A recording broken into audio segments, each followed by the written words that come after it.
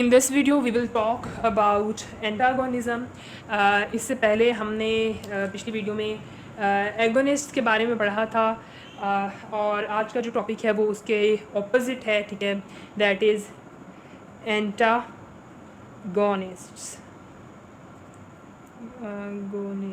ठीक है, सबसे पहले डेफिनेशन देख लेते हैं इनकी।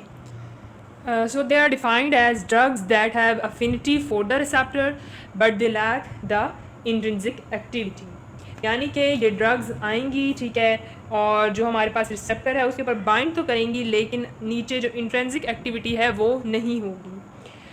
इसीलिए एंटागोनिस्ट को हम कहते हैं these are the silent drugs. यानी ड्रग दी गई है बॉडी के अंदर लेकिन कोई इफेक्ट नहीं आया है, ठीक है। और इसका अगर मैं ग्राफ बनाऊं, ठीक है, लेट्स सपोज यहाँ पे आप ले लें, यहाँ पे पास रिस्पॉन्स है और यहाँ पे आपके पास टाइम है, ठीक है। और हमने अपनी पिछली वीडियो में जब हमने एगोनिस्ट पढ़े थे तो वी हैव सीन दैट ये ग्राफ ज़्यादा है फुल एगोनिस्ट का, ठीक है, और ये ग्राफ था इन्वर्स एगोनिस्ट का, ठीक है। ये मैं एगोनिस्ट की बात कर रही हूँ, ये फुल एगोनिस्ट था, ये इन्वर्स एगोनिस्ट था, ठीक है, और ये ग्राफ था पार्शियल एगोनिस्ट का, ठीक है। अब अगर इसी ग्राफ के अंदर मैं एंटागोनिस्ट की लाइन ड्रॉ करूँ तो वो ये स्ट्रेट लाइन आएगी, this will be antagonist action on the graph. और इसी वजह से हम जो एंटागोनिस्ट हैं उनको कहते हैं कि दे आर न्यूट्रल एगोनिस्ट्स, ठीक है, कि ये न्यूट्रल एगोनिस्ट हैं, कि ये कोई रिएक्शन प्रोड्यूस नहीं करेंगे।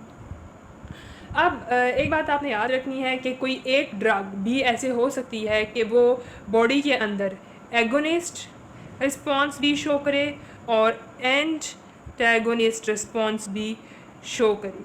इसकी एग्जांपल ले लेते हैं डिटोरफिनोल, ठीक है।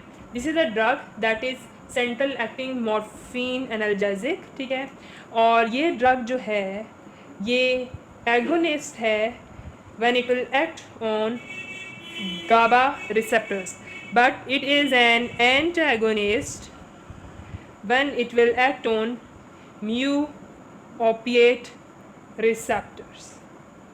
यानी एक ही ड्रग है लेकिन इन रिसेप्टर्स पे जाके एक्शन कॉज करेगी, ठीक है, और इन रिसेप्टर्स पे जाके कोई एक्शन कॉज नहीं करेगी, ठीक है, that there it will act as neutral agonist. these are drugs and they are called as antagonist। अब इस फिनोमेना को हम क्या कहते हैं? एंटागोनिज्म। इसकी डेफिनेशन भी देख लेते हैं। It is defined as interaction between two drugs such that the response of one drug is reduced in the presence of second drug। यानी जो एगोनिस्ट ने आकर एक रिसेप्टर है, ठीक है, let's suppose this is a receptor और ये हमारे पास क्या है? एगोनिस्ट है, ठीक है, और ये हमारे पास क्या है? एंटागोनिस्ट है। तो वो इफेक्ट जो एंटागोनिस्ट ने आके बाइंड करके प्रोड्यूस करने थे, एक रिसेप्टर से बाइंड करके एगोनिस्ट ने जो प्रोड्यूस करे थे, वहीं पे एंटागोनिस्ट आके बाइंड कर देता है, एगोनिस्ट को वो बाइंड नहीं होने देता। जब उसको बाइंड नहीं होने देगा तो ये जो इंट्रिंसिक एक्टिविटी होनी थी वो भी नहीं होगी, ठीक है। सो द इफेक्ट्स और the response of one drug is reduced in the presence of the other drug, ठीक है। So this phenomena is called as agonism, और इस ड्रग को क्या कहेंगे? एंटागोनिस्ट, इसको एगोनिस्ट। अब based on this antagonism there are different kinds, there are different types. उन टाइप्स को देखते हैं कौन कौन सी है। Number one is receptor antagonism, number two is physiologic antagonism, number third we have chemical antagonism. So these are three types. इसमें सबसे पहले देखते हैं रिसेप्टर एंटागोनिज्म क्या है। So receptor antagonism is defined as a process which occurs on the same receptor such that agonist and antagonist both will compete to bind the same receptor. For example, हमारे पास एक है atropine, ठीक है। For example we have an atropine that is an anticholinergic drug, and then we have acetylcholine that is a cholinergic drug. अब इन दोनों drugs ने cholinergic receptor के ऊपर बाइंड करना है, ठीक है। यानी आपके पास रिसेप्टर एक ही है, लेकिन उस रिसेप्टर के ऊपर जब एसिटाइलकोलिन अगर बाइंड कर गई तो कोलिनर्जिक इफेक्ट बॉडी के अंदर प्रोड्यूस होगा। लेकिन अगर एट्रोपिन बाइंड कर गई तो वो जो कोलिनर्जिक इफेक्ट्स थे जो प्रोड्यूस होने थे बॉडी के अंदर वो अब प्रोड्यूस नहीं होंगे। बाकी these both are class of drugs, ठीक है। ये कोलिनर्जिक एंटी कोलिनर्जिक ड्रग्स हैं। इन द लेटर लेक्चर्स हम इनके ऊपर डिटेल पढ़ेंगे, ठीक है।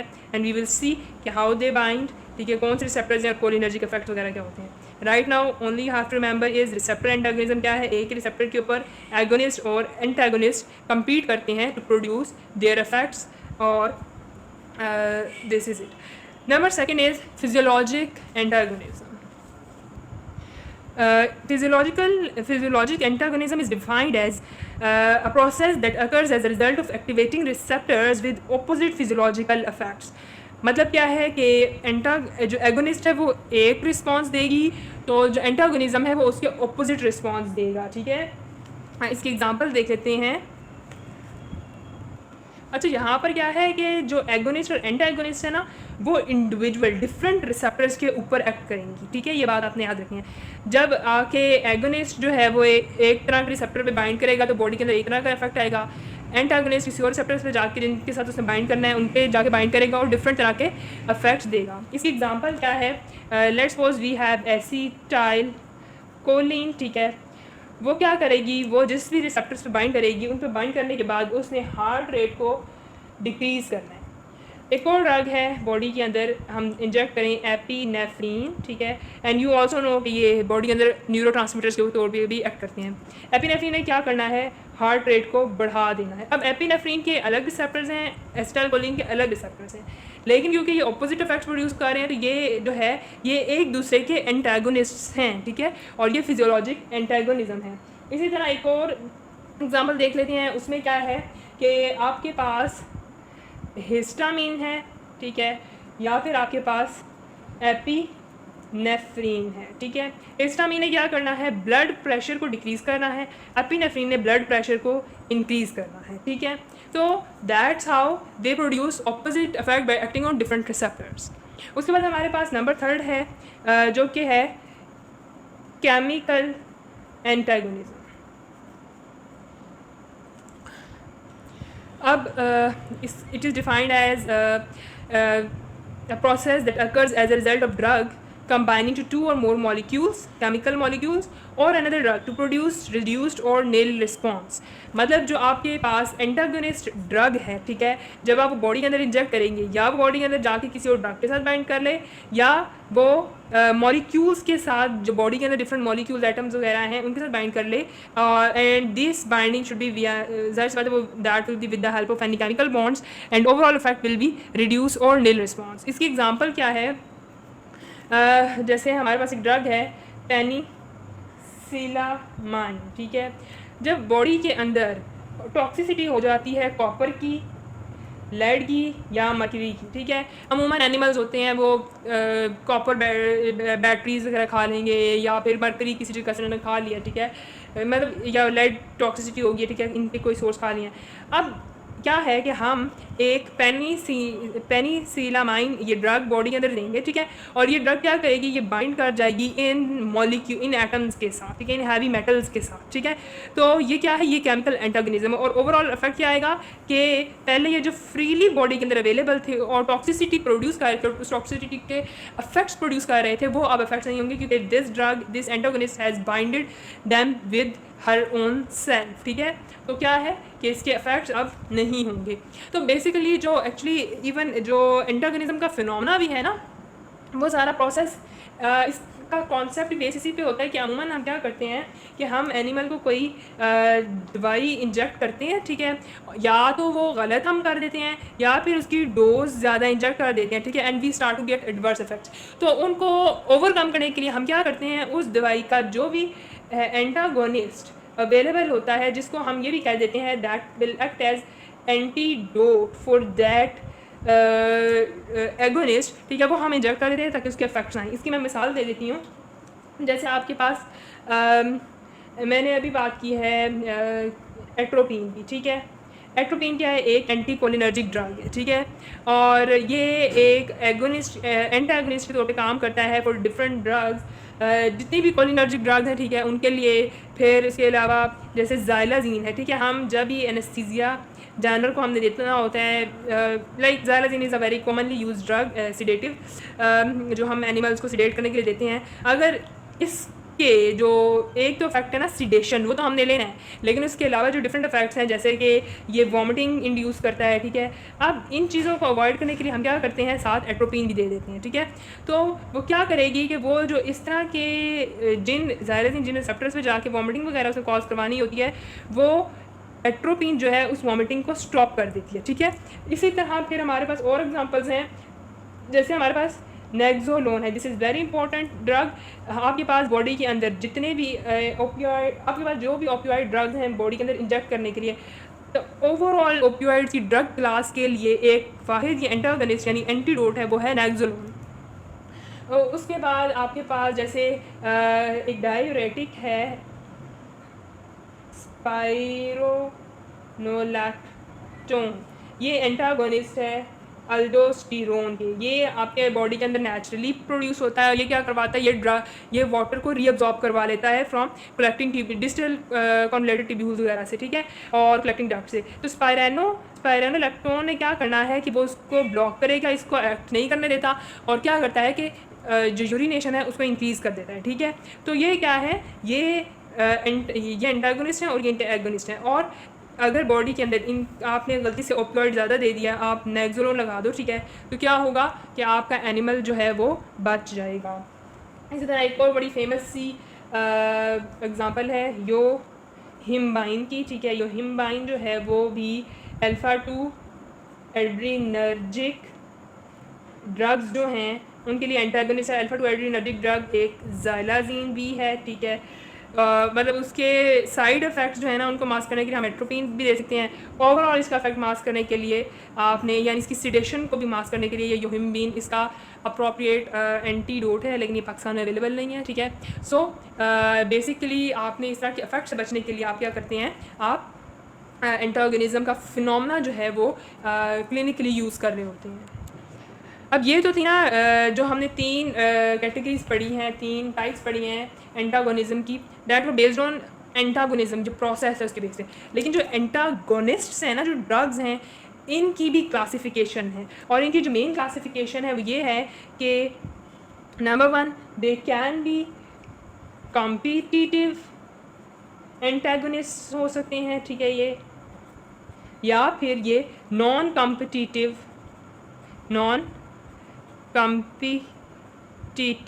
एंटागनिस्ट होते हैं। अब जो कॉम्पिटिटिव एंटागनिस्ट होंगे वो हमेशा रिवर्सिबल होते हैं, ठीक है। लेकिन जो नॉन कॉम्पिटिटिव हैं they can be reversible and they can be irreversible.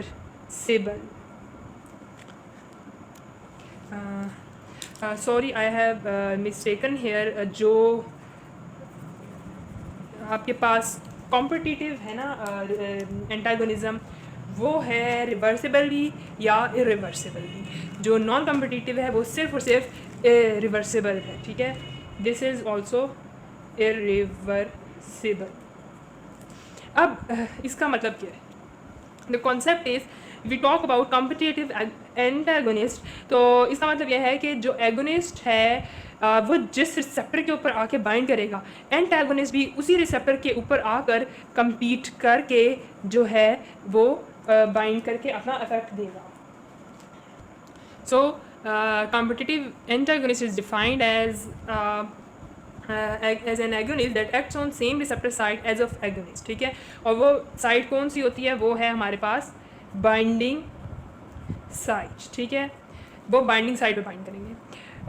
इसकी एग्जांपल अभी जो पीछे हमने पढ़ी है वही है सेम, कि जो एट्रोपिन है, ठीक है, वो और एसिटाइल कोलिन है, ठीक है, वो कोलिनर्जिक रिसेप्टर के ऊपर एक ही बाइंडिंग साइट है, ठीक है, दोनों के लिए। इसके लिए वो compete करेंगे इस पे बाइंड करने के लिए, ठीक है।